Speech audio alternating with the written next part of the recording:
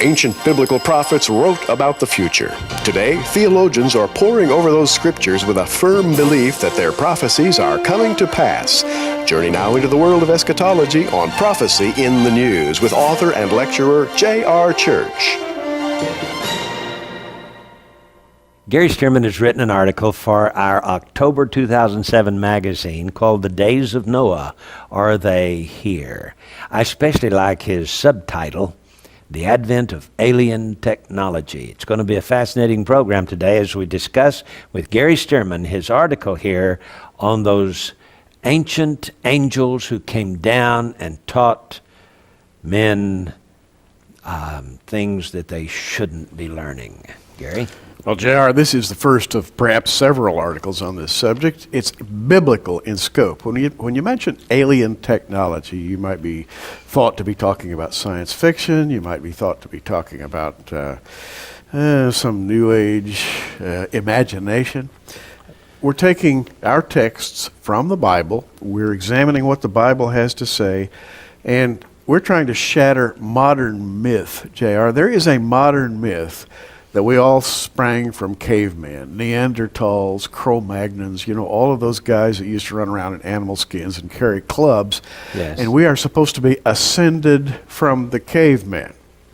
And first they learned to sharpen sticks and make fire, and then they learned to make arrowheads and up and up and up. That was their technology. Well, the Bible differs greatly from that narrative. The Bible tells us that, in fact, humanity is descended from superior men. And the first of those superior men was Adam himself. Adam named all the animals. He did. So he had to be intelligent. And God came down and visited with him in the cool of the evening.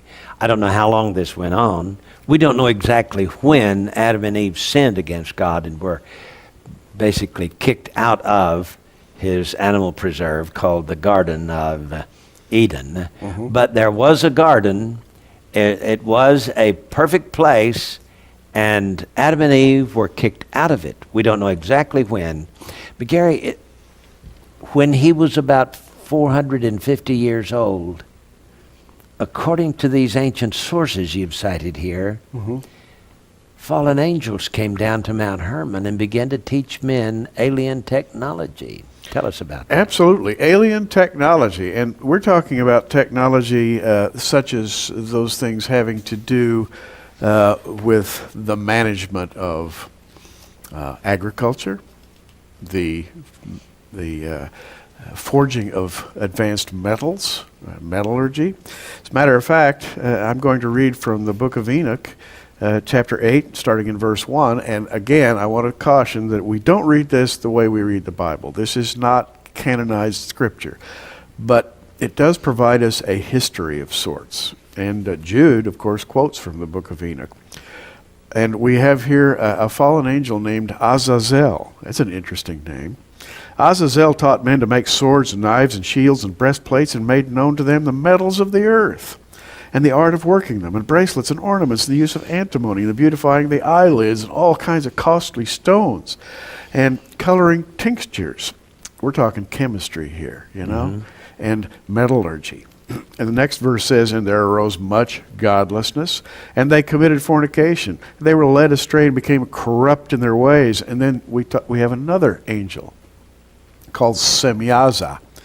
He fell, and he taught men enchantments and root cuttings and the resolving of enchantments. So we have another angel named Barachiel, who taught astrology, and another angel, Kokabel, who taught the names of the constellations, and another angel named Ezekiel. Now, it wouldn't be the same as Ezekiel, the prophet, taught the knowledge of clouds, the signs of the earth, the signs of the sun, Sariel, the course of the moon.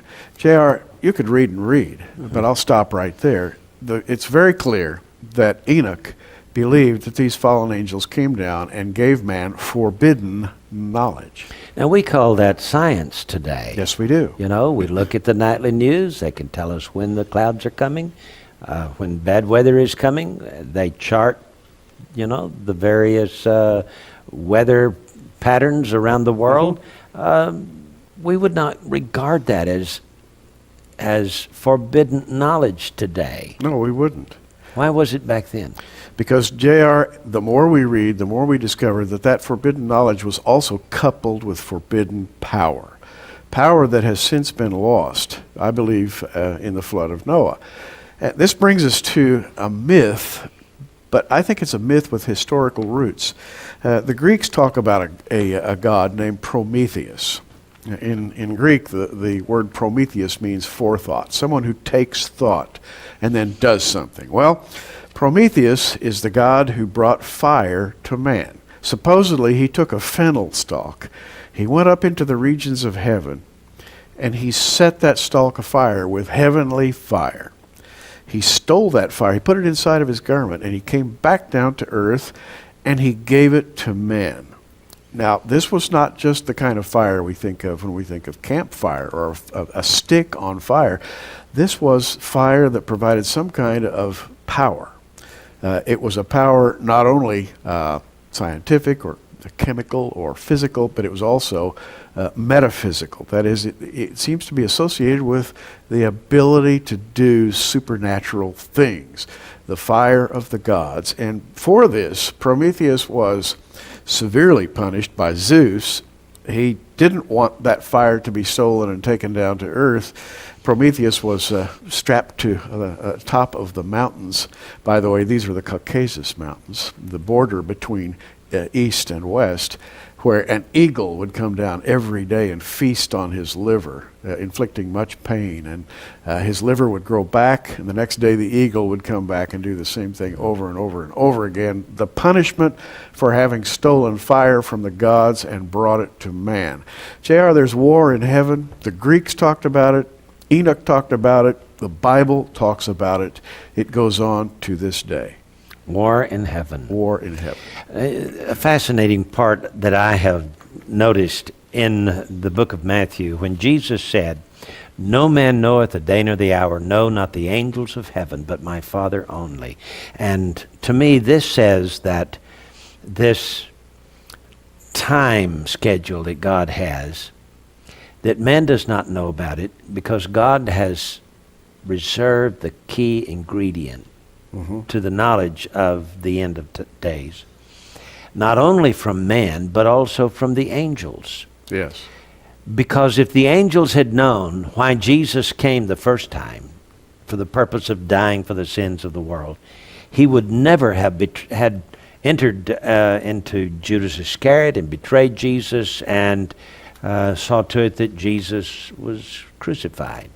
Because he actually stumbled over his own ignorance and did the will of God. Therefore, Lucifer could not have known what was going on. There is plotting, planning. There is point and counterpoint. Just following the verse J.R. read about no man knowing the day or the hour of Christ's coming, it says in verse 37 of Matthew 25, but as the days of Noah were, so shall also the coming of the Son of Man be. And let's talk about the days of Noah, because, J.R., you can take a very simplistic view about Noah, who built a wooden boat and sailed off to safety at the instruction of God. Or you can actually go back and try to find historical evidence about what the days of Noah were really like.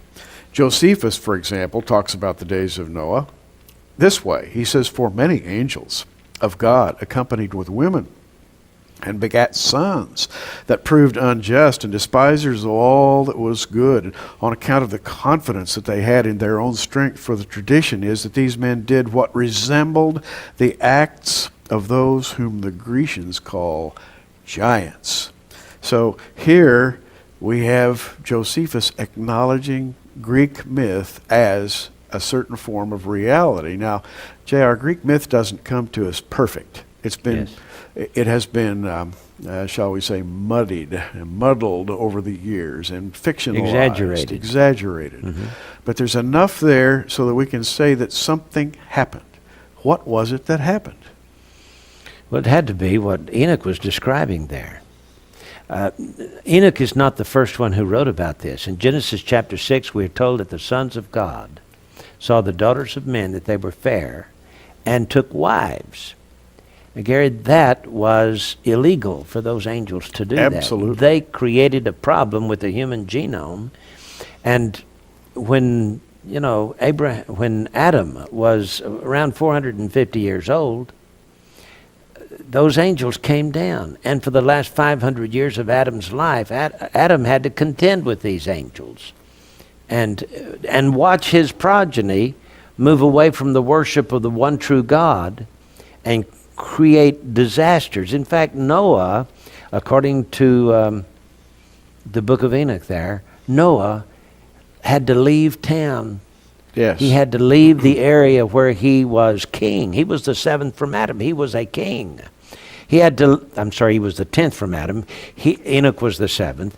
But Noah was, supposed to be the anointed king, ruler of the earth. He was of the royal lineage of Adam, and he was the direct descendant, so to him was supposed to fall the rule over this planet. But he was deposed. Because of these fallen angels and corrupted the genome, he was not accepted as the king. He had to leave town. In fact, it appears to me then that he probably lived around Mount Hermon, and then he and his family had to leave and go east over to the Mesopotamia Valley, where he and his sons built the ark that was to save humanity. I don't think it's accidental that Jesus included these words. For those who have eyes to see and ears to hear, who have spiritual leading, I think we are led to try to understand what the days of Noah were really like so that we would know what it was going to be like in the days of the coming of the Son of Man. And JR, I believe, based upon what we're seeing today, that there is another invasion from heaven, similar to the one in the days of Noah, in which the fallen ones are coming back again and preparing for the time we call the tribulation, when they'll cause no end of harm on earth. Now, this article that we're talking about is in the October 2007 Prophecy in the News magazine, where we have much more detail than we can talk about here today. JR is going to tell you how you can get your own copy of Prophecy in the News. Just call the phone number at the bottom of your screen and ask for it. It's the October 2007 edition of Prophecy in the News. The days of Noah, are they here? You can read all about it. I would like to encourage you to subscribe for the next year. To me, the next 12 months are going to be very exciting months, because this is the sabbatical year in Israel and in the Jewish calendar. And so if you will subscribe for a year to Prophecy in the News magazine, I want to send you 4 books. The books that we have authored and published: Hidden Prophecies in the Song of Moses, The Mystery of the Menorah, Guardians of the Grail, and They Pierced the Veil and Saw the Future. These 4 books, a $48 value, I'll send them to you for free. Absolutely free, is our way of saying thank you for subscribing to Prophecy in the News magazine for 1 year. The subscription price, $34.95. That will include the cost of mailing these books to you. So call today, will you? Call the phone number at the bottom of your screen and order Prophecy in the News. And if you'd like to read this article, be sure and mention to the operator when you call to subscribe that you want to begin with the October 2007 issue. We'll be glad to send it to you. Gary? The Greeks had a myth. It was the myth of Atlantis, as preserved by Plato, and in a dialogue called the Critias. And I'm holding here the Critias, and I want to read from the Critias concerning the city of Atlantis. And JR, this is just to show that even the Greeks had some, although muddled and confused understanding of what the Bible talks about as Noah's flood. Nevertheless, they had their own historical memory of this event. Plato writes, as for the city itself, that's Atlantis, it was laid out at the time in the plan that I will now describe. First of all, the Acropolis was very different than it is now. A single night of torrential rain stripped the Acropolis of its soil and reduced it to bare limestone in a storm that was accompanied by earthquakes. Before the destructive flood of Deucalion, this was the third such cataclysmic storm. Without reading the rest, Plato then goes on to describe the storm that ultimately destroyed Atlantis. It rained without ceasing. the ocean whipped up, earthquakes happened, and Atlantis sank into the sea. Now, does this sound familiar to you, having read the Bible? The flood of Noah. Yes. It has to be what he's talking about there. Yes. And even though Plato said it was some 9,000 years ago, he Right. got this information from other people. Yes. And you know how people are prone to exaggerate, especially the Greeks. Especially the Greeks. You know, it was Flavius Josephus who said Herodotus is the father of lies. That's what he said. Yes, that's true. And of course, the Greeks said he was the father of his history. He was the one who tells us about the ancient past. Well, Josephus had other ideas about it. The neat thing about the Jewish historians is they did not allow themselves to exaggerate. The Yes. Bible, the Bible historical portions are accurate. The books of Moses, in fact, and I'm convinced that the 5 books of Moses, the Torah, are letter perfect in their historical accuracy, right down to every jot and tittle, as it was put later on. Well, let's talk about Atlantis for a few Okay. minutes and what happened there. Now, Atlantis, fascinating that according to Plato, again in the dialogue known as the Critias, he writes this. He says, "So it was that Poseidon," now Poseidon was the god of the sea, "received as one of his domains the island of Atlantis, and he established dwelling places for the children that he had fathered of a mortal woman, in a certain place on the island that I shall describe." He then goes on to describe the mother and father of this woman, the daughter. Her name was Cleito. He joined with her in some kind of matrimony. They became husband and wife. It says he sired 5 pairs of twin sons and raised them to manhood. He gave each of his sons names. To the son who was oldest and king, he gave the name which the entire island and the surrounding sea derived their names, because he was the first of the kings of that time. His name was Atlas. The island is called Atlantis, and the sea the Atlantic, and they were supposedly, according to Plato, named after Atlas. Now, here's the theme. a God comes down, marries a human woman, has 10 children, and the eldest, Atlas, becomes the keeper of this island called Atlantis.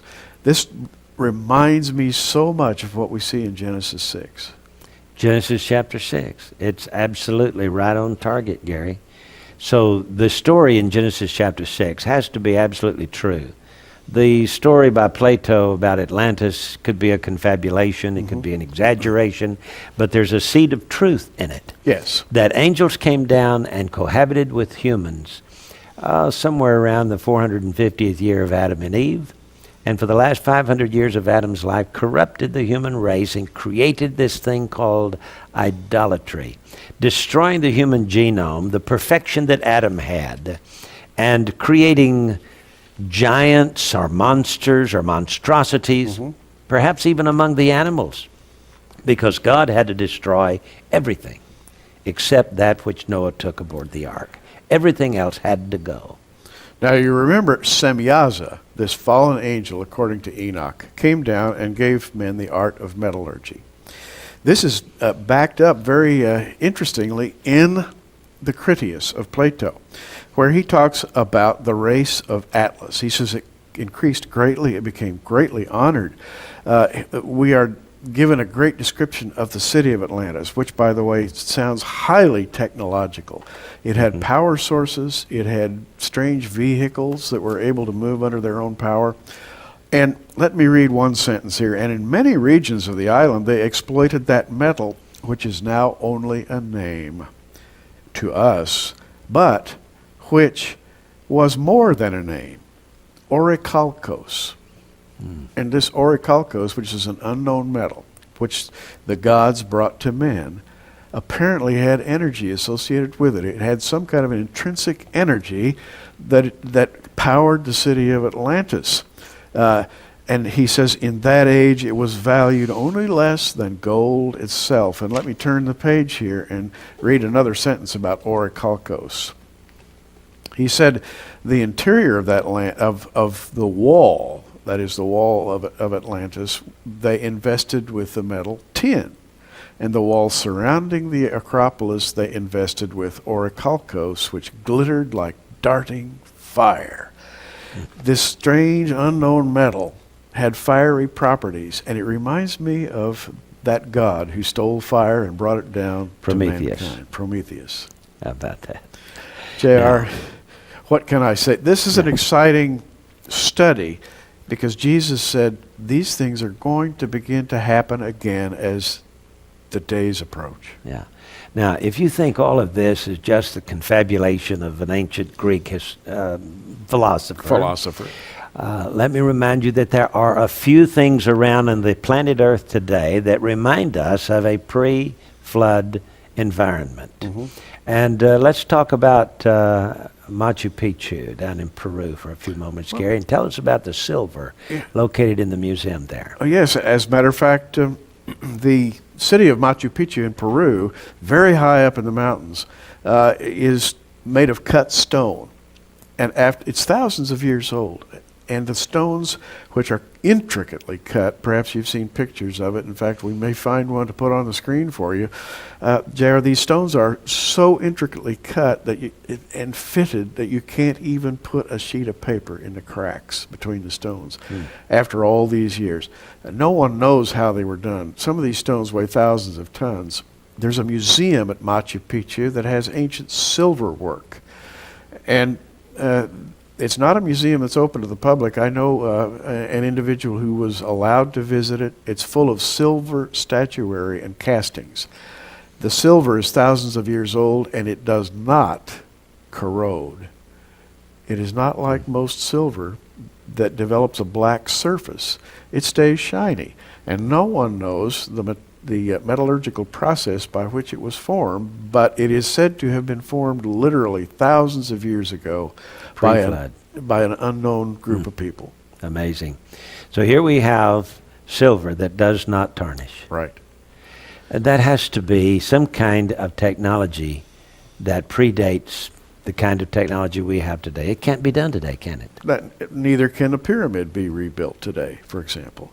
Neither could the Baalbek Acropolis be rebuilt today. The flooring stones in the Baalbek Acropolis are so large they couldn't be handled by any piece of machinery now in existence. Baalbek, of course, being close to Mount Hermon in Lebanon. Yes. Mount Hermon being the place where the book of Enoch says those fallen angels came down, and that was their point of entry into this world. The gate of the fallen angels. As a matter of fact, if you want to check a back issue of Prophecy in the News, JR wrote about that very subject 3 months ago. Well, this forbidden knowledge then that came to early man, which was the subject of metallurgy, how to form metals, how to make instruments of war, which, by the way, was one of the prime reasons, I guess, they came down. They created wars among men. And then there were the roots and herbs. This is a forbidden fruit. I guess they showed men how to make a still and ferment grape juice and what have you. And so all of these things were, in those early days, forbidden, especially the offspring. They destroyed the human genome, and it took Noah, who was perfect in his generations, to repopulate the planet. JR, there's a bottom line, and Plato writes something fascinating because the Critias comes to an abrupt halt. This is the dialogue concerning Atlantis. And Zeus was very angry. Now, Zeus was the king of the gods, and we don't believe in an actual Zeus, but the Greeks did. Well, we're talking Satan here, you know. Yes. Zeus in Revelation chapter 2 is called Satan. Absolutely. Go Okay, ahead. so we do believe in an actual Zeus, if we call him by a different name. The closing words of the Critias, yet inwardly, the people of Atlantis were filled with an unjust lust for possessions and power. But as Zeus, god of the gods, reigning as king according to law, could clearly see this state of affairs, he observed this noble race lying in this abject state and resolved to punish them and to make them more careful and harmonious as a result of their chastisement. And to this end, he called all the gods to their most honored abode, which stands in the middle of the universe and looks down upon all that has a share in generation. And when he had gathered them together, he said, and that's where the manuscript ends. Oh. What he said. But the obvious intent is that he was going to punish them by destroying their world. Now, in this respect, Plato agrees with the Bible. This is exactly what we have in Genesis 6, when God looked down on the earth and he saw the abject state to which man had fallen, and he said, it grieves me at my heart that I'm going to have to destroy these people. I submit to you that Plato may have gotten his ideas from the books of Moses, Yes. which came long before Plato wrote his dialogues. Amazing. And yet we have these fallen angels that came down to the earth and gave alien technology, or technology from the other world, this fire, by the way, that does not exist today on planet Earth. That's correct. We understand it. And yet, we have some tales of these UFOs that are sighted, that they look like they are alive. Yes. So it's some kind of a machine that appears to be alive. Is this the kind of fire that Prometheus stole? A heavenly fire, if you will. Now, we are besieged with a contemporary mythology. Call it a science fiction mythology, if you will. A flying saucer mythology. It's widely believed that we're being visited by people from other galaxies and so on, and they come down and they flit about and they never really stop so that you can see them. But there are many, many stories about them, all under the heading of mythology. J.R., I think they're fallen angels. I think they are fallen creatures. They are masquerading as visitors from outer space, but they're the very same people who visited Earth in ages past. So the big question is, what about modern technology? May I remind you that just a little over 100 years ago, the fastest thing was a 4-footed horse. Isn't that right? That's true. So here we have in the last century an absolute explosion of knowledge. And we could not honestly say that it is all upright. There's some alien or forbidden knowledge among them, surely. But I tell you what, Jesus has to be coming back soon, just as the days of Noah were. Amen. So trust him today. He's your only hope. This is J.R. Church and Gary Sturman. Until next time, keep looking up.